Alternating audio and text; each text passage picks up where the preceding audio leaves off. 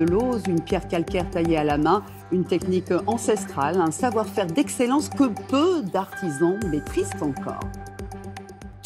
L'inquiétude ne cesse de grandir depuis un communiqué des médecins de la reine à la mi-journée. L'état de santé d'Elisabeth II est donc jugé préoccupant. Depuis, plusieurs signaux montrent que l'heure est grave. La relève de la garde à Buckingham a été annulée aujourd'hui. Tous les médias britanniques sont en édition spéciale ce soir. Les enfants et petits-enfants de la monarque de 96 ans se rendent tous ce soir au château de Balmoral en Écosse. Alexandra Allais. Le premier à descendre, le prince William, suivi des deux fils de la reine, Edward et Andrew. Ils se pressent au chevet de la reine, dans sa résidence d'été au château de Balmoral en Écosse. Tous les trois dans la même voiture, William au volant, les visages fermés. Le prince Harry lui aussi est en route. Un peu plus tôt dans la journée, la première ministre Liz Truss se lève en plein débat à la Chambre des communes. Elle se rapproche du speaker, lit une note concernant l'état de santé d'Elisabeth II, puis quitte la pièce. Quelques minutes plus tard, les députés apportent leur soutien. Je sais que je parle au nom de toute la Chambre quand je dis que nous envoyons nos meilleurs vœux à Sa Majesté la Reine et qu'elle et la famille royale sont dans nos pensées et nos prières en ce moment.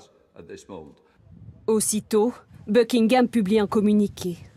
Après une nouvelle évaluation ce matin, les médecins de la reine sont préoccupés par la santé de Sa Majesté et ont recommandé qu'elle reste sous surveillance médicale.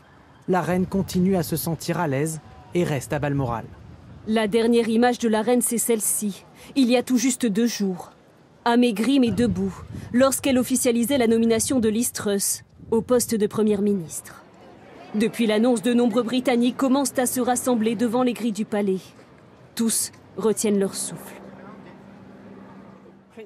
Le prince William, le prince Charles, Camilla, tous sont là, ce qui veut dire que quelque chose de très grave se passe. Et maintenant on attend, elle a été présente à tous les moments de ma vie, elle me manquera profondément.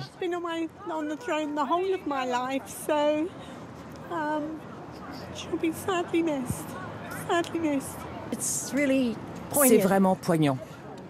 Je suis au bord des larmes. Elle a fait de belles choses pour ce pays. Qui sait ce qui va se passer maintenant ? Ce soir, le monde entier est suspendu aux nouvelles sur l'état de santé de celle qui règne depuis 70 ans. Et on apprend à l'instant par une dépêche de l'AFP sourcée de Buckingham Palace que la reine Elisabeth II est décédée. C'est donc le prince Charles qui va lui succéder. On imagine ce soir la tristesse de nos voisins britanniques. Il faut dire que depuis un an, les Britanniques étaient suspendus à l'état de santé fragile de leur monarque. Une première hospitalisation en octobre dernier. Au fil des mois, Elisabeth II avait délégué progressivement ses fonctions à son fils Charles. Ces apparitions étaient devenues de plus en plus rares. Emmanuel Lagarde. Une reine souriante et acclamée pour sa dernière sortie officielle au mois de juillet. Elisabeth II inaugurait un hospice pour personnes âgées.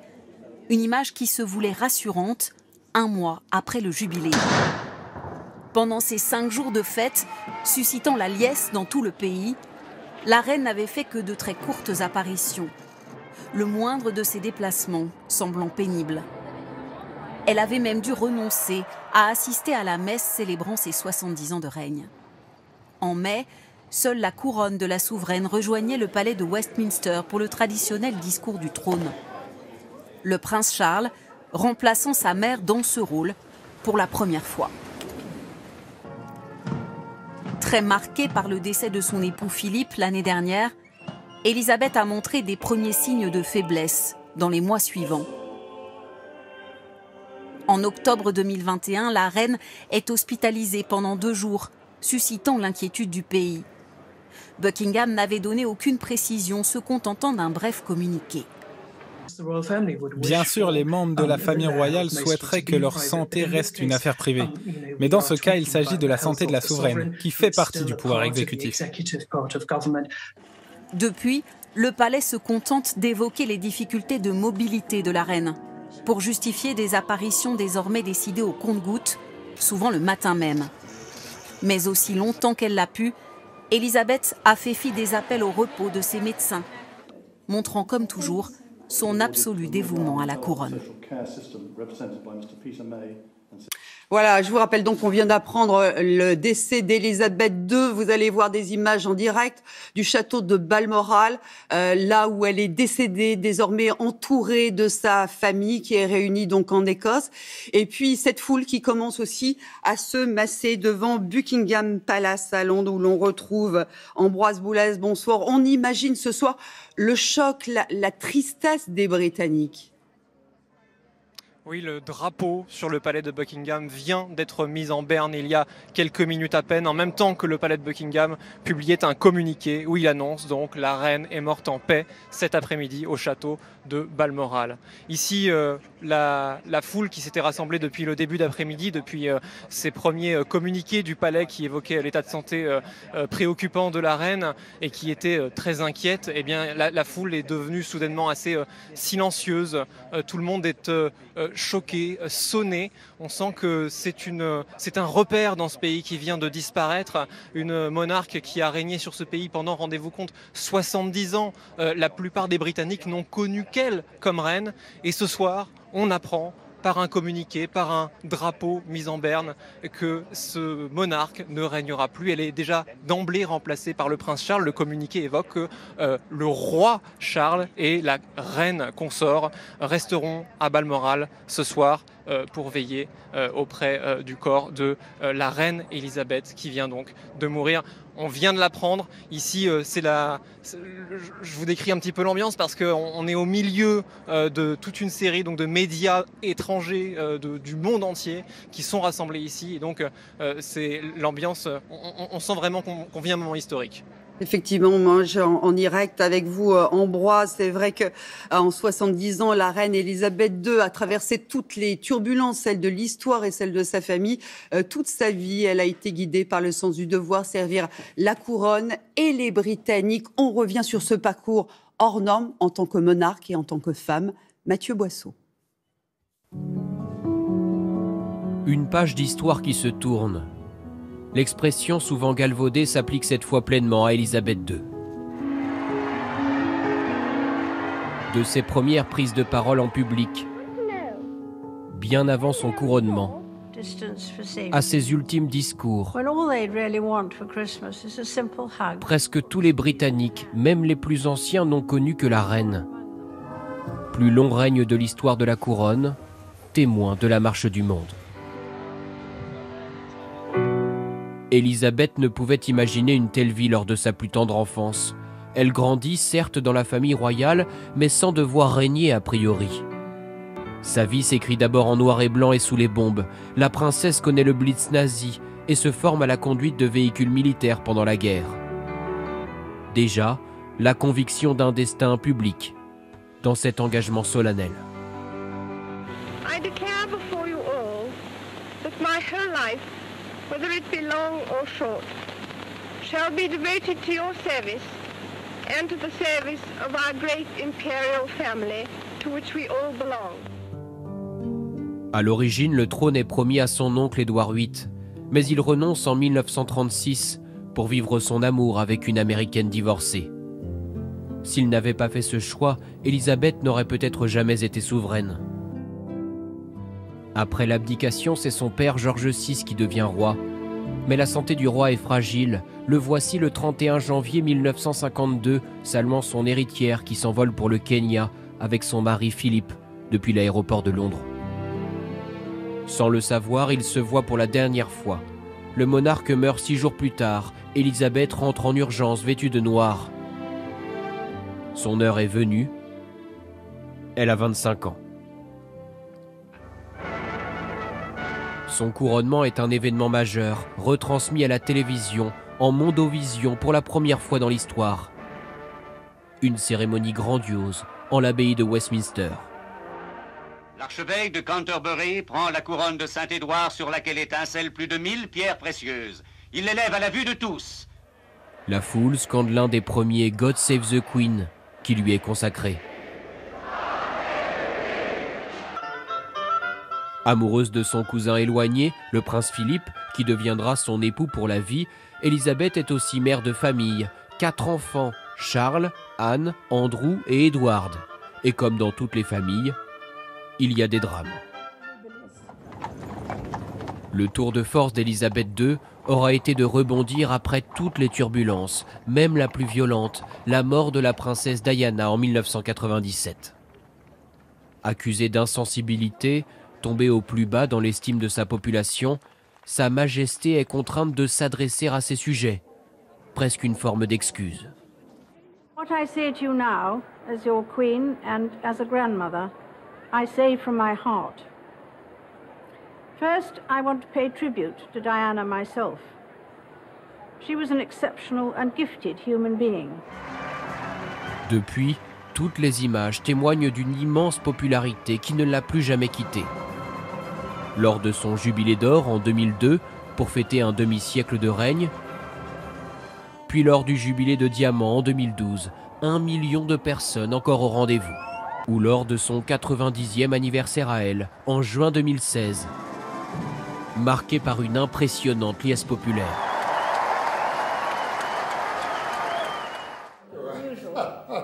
Au cours de sa vie, Élisabeth rencontra tous les grands de ce monde, honora des centaines de dîners d'État. Toujours avec distance, mais aussi une répartie et une autorité naturelle. La reine honorait chaque année environ 400 engagements, des remises de médailles, des inaugurations, une vie entière à respecter les rites immuables de la couronne. Lors de la crise du coronavirus, l'image de la reine masquée frappe les Britanniques. Mais c'est surtout son message de détermination et de solidarité qui marque les esprits. Better days will return. We will be with our friends again. We will be with our families again. We will meet again. Même après la disparition de son mari, le prince Philippe, en avril 2021, la reine avait poursuivi sa mission. Toujours impassible dans les drames, toujours avec la maîtrise de soi. L'abdication n'a jamais été une option. Son règne devait durer jusqu'à la mort. Elle en avait fait le serment religieux lors de son couronnement. Une page se tourne ce soir donc pour les Britanniques. L'annonce du décès d'Élisabeth II est tombée il y a quelques minutes à peine en plein journal. C'est un communiqué de Buckingham Palace qui a annoncé la nouvelle aux Britanniques et au monde entier. Il y a quelques instants, le palais de Buckingham a annoncé la disparition de la reine Élisabeth. Le communiqué explique que la reine est décédée paisiblement cet après-midi à Balmoral. Le roi et la reine consort resteront à Balmoral ce soir et rentreront à Londres demain. Bonsoir Arnaud Comte, vous avez été longtemps correspondant de France Télévisions à Londres, vous connaissez bien ce pays, vous connaissez bien les Britanniques, on peut dire ce soir, ils sont un peu tous orphelins. Oui, Carole, c'est un séisme absolument incroyable que sont en train de vivre les Britanniques. Il y a quelques instants, j'ai échangé avec d'anciens amis que j'ai gardés là-bas à Londres et qui me demandaient eux-mêmes des nouvelles pour vous dire à quel point ils étaient inquiets. Il faut comprendre que cette figure-là, la plupart des Britanniques, ils ont grandi avec. Depuis 70 ans, elle était là. Exactement, c'est une figure tutélaire, c'est vraiment la chef de la famille. On l'a très bien senti. J'étais à Londres au moment du Covid, notamment, où il y avait, vous savez, beaucoup d'angoisse, beaucoup d'anxiété. Et elle leur parlait à ces Britanniques. Elle leur parlait. Ça m'avait profondément marqué quand elle a pris la parole ce soir-là, quand toute la nation, le monde entier était inquiet. Elle avait pris la parole pour rassurer les Britanniques. Et on avait compris à ce moment-là ce qu'elle représentait dans le cœur et dans les foyers britanniques. Alors ce soir, évidemment, il va y avoir beaucoup d'émotions. Spontanément, vous savez ce qui était prévu dans l'opération London Bridge, qui est une opération prévue de longue date au cas où la reine-mère mourrait, eh bien, tous les Britanniques sont invités à quitter le travail.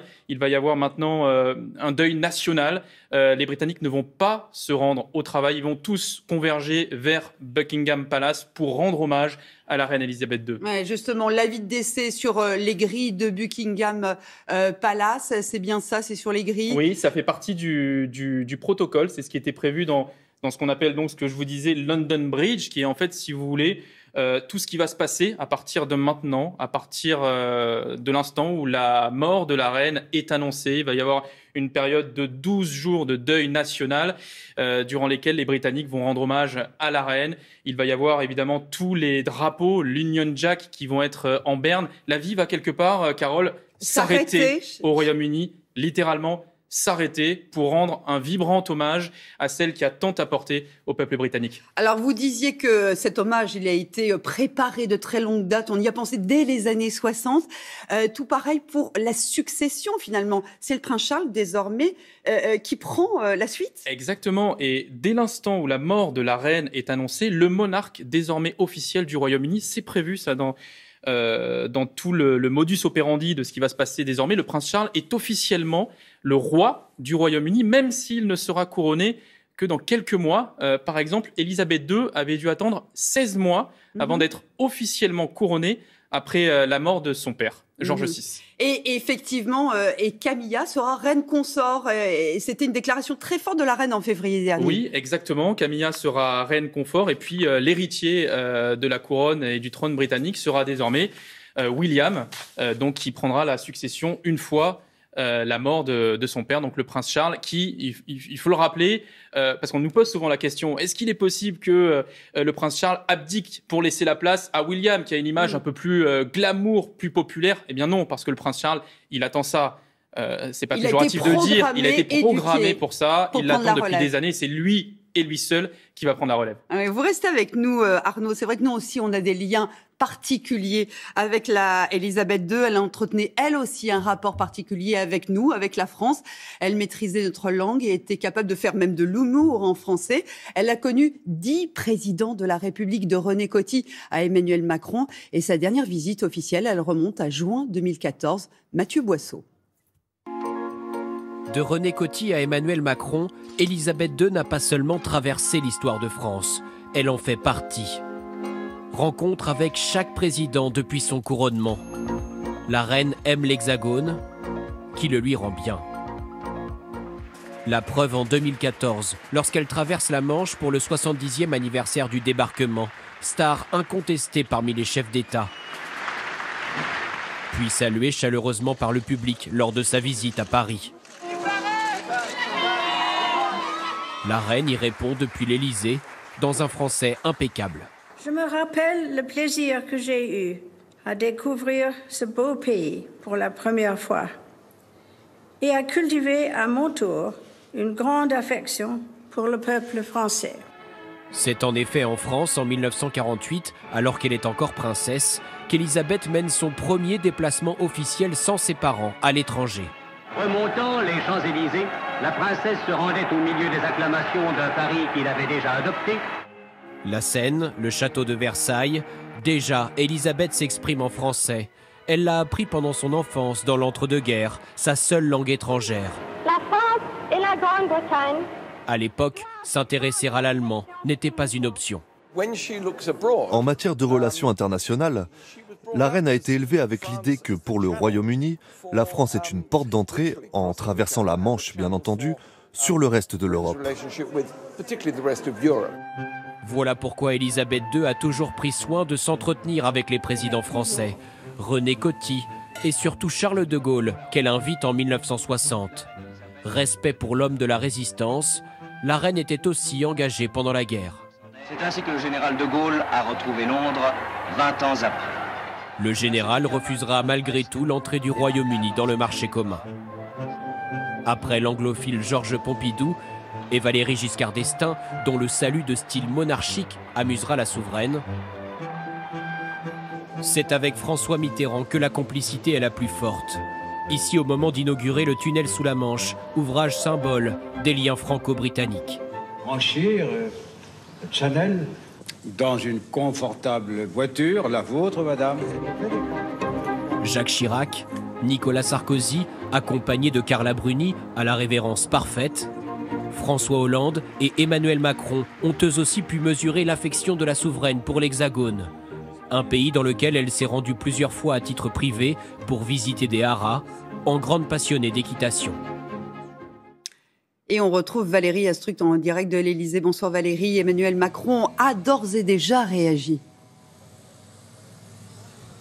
Oui, il a publié un tweet dans lequel il écrit « Je garde le souvenir d'une amie de la France, une reine de cœur qui a marqué à jamais son pays et son siècle ». L'Élysée nous fait également savoir que le président devrait adresser un message vidéo en anglais en hommage à la reine. Il devrait aussi adresser une lettre au futur roi, le prince Charles. Et puis évidemment, l'Élysée nous fait savoir qu'il se rendra aux funérailles. On ne connaît pas encore évidemment la date. Sachez qu'Emmanuel Macron et la reine Elisabeth s'étaient rencontrés à plusieurs reprises, notamment en 2019 à Portsmouth pour le 75e anniversaire du débarquement.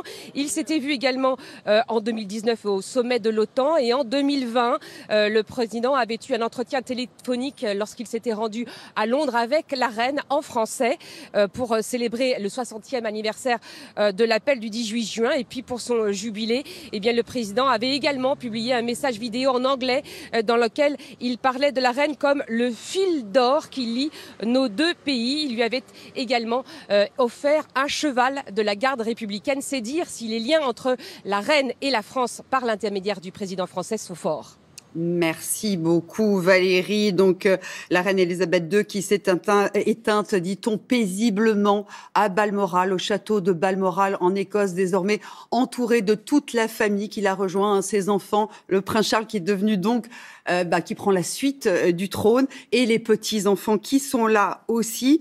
Que va-t-il se passer maintenant, Arnaud, concrètement dans les prochaines heures? Alors, pour l'instant, il faut attendre tous les détails, parce que tous les détails n'ont pas encore été rendus publics, mais a priori, ce qui était prévu, c'est que la dépouille de la reine soit amenée à Buckingham Palace, où elle va reposer durant 5 jours pour que le peuple britannique puisse venir. Je ne sais pas si on voit les images en ce moment de Buckingham Palace, mais on va découvrir, on va découvrir une vraie marée humaine dans les toutes prochaines heures. Les Britanniques vont certainement y passer la nuit jusqu'au petit matin. Donc la dépouille de la reine doit y rester 5 jours pour que le peuple britannique puisse se recueillir. Et il n'y aura pas de funérailles officielles avant une dizaine de jours. Ça, c'est ce qui était prévu. Et en parallèle, toute l'activité, y compris politique, du pays est suspendue. C'est-à-dire que le 10 Downing Street et la nouvelle première ministre qui vient d'arriver au 10 n'aura aucune décision politique à prendre. Les partis vont s'arrêter. Il n'y aura pas de session à Westminster pour que l'hommage soit complet et que la nation soit focalisée sur cet hommage à la reine Elisabeth II. Et ensuite, ce sera au roi. Et oui, il va falloir s'y habituer. C'est désormais un roi qui va être à la tête du royaume britannique. Ce sera à lui de décider des derniers détails pour justement les obsèques de la reine Elisabeth II, de sa maman. Ouais, une page de la monarchie se tourne ce soir, bien sûr, avec le décès d'Elisabeth II à l'âge de 96 ans, après 70 ans de règne. Certains Britanniques n'ont connu qu'elle. Alors ce soir, c'est la tristesse, l'émotion, le recueillement. On revient sur les dernières images après cette annonce. La reine Elisabeth II est décédée à l'âge de 96 ans au château de Balmoral en Écosse. C'est d'une voix grave que ce présentateur de la BBC l'a annoncé. Il y a quelques instants, le palais de Buckingham vient d'annoncer le décès de la reine Elisabeth II. Le communiqué explique que la reine est décédée paisiblement à Balmoral.